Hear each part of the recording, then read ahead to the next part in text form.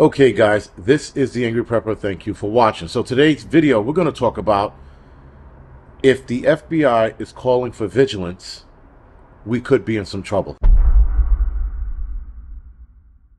Now the FBI director, I think his name is Christopher Wray, has made a statement about now's the time for vigilance, being that we are going to see an increase in terror attacks. Now, it's said that 2024 is going to be out of control. I'm going to do a separate video on that from all the things that I'm hearing, not only pertaining to terror attacks, but also the financial collapse, a so-called new pandemic that seems to be brewing and making its way over here. So, again, guys, there's a lot of things that are going on. It's not just what's going on in the Middle East. But for the purpose of this video, we're talking about, again, the FBI director calling out for, stating, a time for vigilance, being that what's going on. And they must be hearing a lot of chatter for him, to make this statement. Because, listen, the anti-Semitism is out of control. We are watching videos of Jews getting beat up, or anybody who sympathizes with Israel. You had a 69-year-old man who just passed away because he was hit in the face with a megaphone, a bullhorn, whatever you want to call it. And he hit his head on the ground and he wound up dying.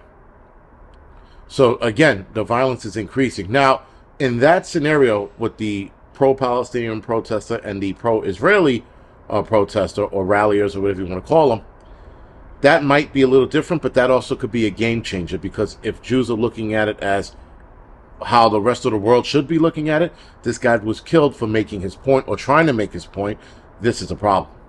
So the FBI director was warning Congress, or rather stating to Congress, that Al-Qaeda and groups like Al-Qaeda are calling for direct attack on the United States. Now, that's also embassies and consulates as well, and probably military targets.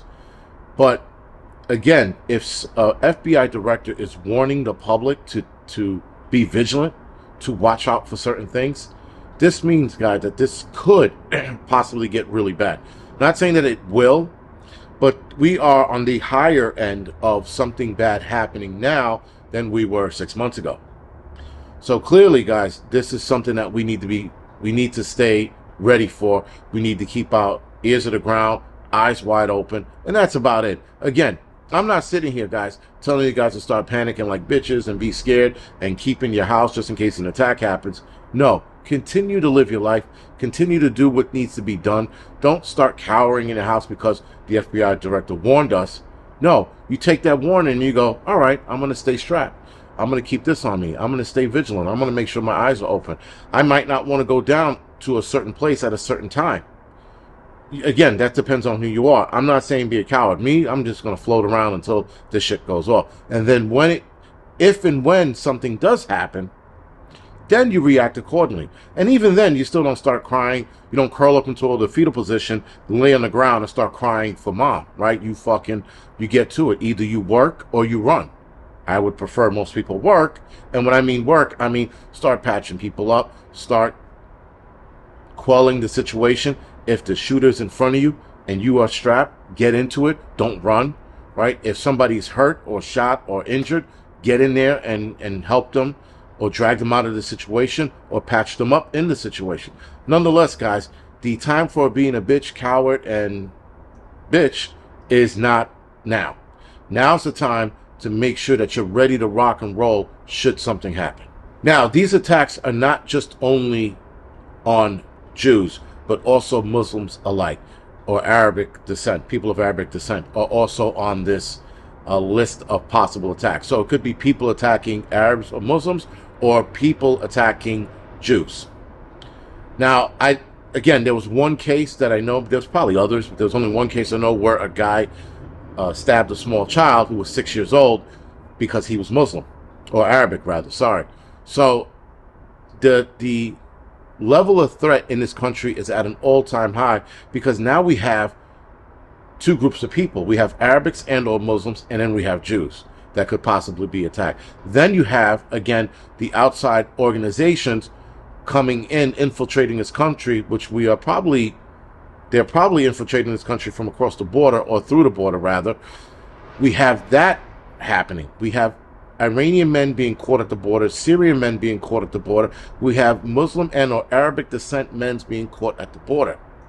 You have a group or a unit called Unit 910. You guys should look that up. That's the elite Hezbollah group that supposedly are sleeper cells in the city, in the country, where they are on. Right now, they're probably on high alert, but before that, they were probably your friend, the guy you know, the guy you hung out with. You want to play, baseball, basketball. You guys went to games. You invited him over to your house, and that dude is probably part of Unit 910. Now, got to be careful about mentioning them too many times on here because you know what that does. Triggers the algorithm. Still, that is something you guys should look into. I'm going to do a separate video on that as well, but supposedly they've been here for years. And a lot of people seem to think, well, they're coming across the border. A lot of these people, sleeper cells, have been here for years. They assimilated. They look American. You wouldn't even think. Raji, his name is fucking Rob, and you guys call him Rob all the time. And Rob is like this nerd that you guys know. You know his life. You know his kids. One day, Rob turns into Raji, and he says, I am no longer Rob. I am Raji, and starts lighting up the place. Or, sets off a vest. And the douche, and everybody disappears. That's what the sleeper cell is, guys. It's a deep-rooted person or persons within the country or countries that they're in, infiltrating it from the inside out. And then when it's time to attack or light it up, these guys are activated and they start wreaking havoc. In some cases, a lot of these guys are not going to go that far. They might just start destroying the infrastructures. Maybe they lace a bridge with some dynamite. Maybe they poison the water supply system in somebody's state or county, right? So we got that to deal with. And also, on top of all of that, we have the cyber attacks that they're worried about coming out of Iran. Now, apparently, Iranian hackers, and I want to say Syrian hackers and Russian as well, are constantly attacking us on a daily basis. When they mentioned the Iranian hackers, I was like, all right, they can't be that good. And even if they are, we have better people here and better people around the world to stop that from happening. So something does happen. I'm going to go on the side of maybe the United States government wanted this to happen. Now, with all of these warnings going on, do I think a lot of this could be a false flag, like I mentioned in my last video? Yes. But it still doesn't stop what could be coming from the other side. I mean, we could think false flag till we're blue in the face. We have to have actual proof about it. So the warning, guys, could be to keep us on our toes, or the warning could be to keep us on our toes, and when something happens, it winds up being a false flag event that they blame on Iran to get themselves injected into the war even more, even though I think the United States is already in, and yet they're not saying it's a war. They're absolutely fighting, launching shit, and having at it over there. Anyway, guys, there's a lot that's going to be going down here in this country from now to next year, probably the next couple of years. We don't know. He doesn't know. The director of the FBI doesn't know either. This could be going on for a couple of years. So we just have to keep our eyes open, guys. We have to keep our ears open or to the ground.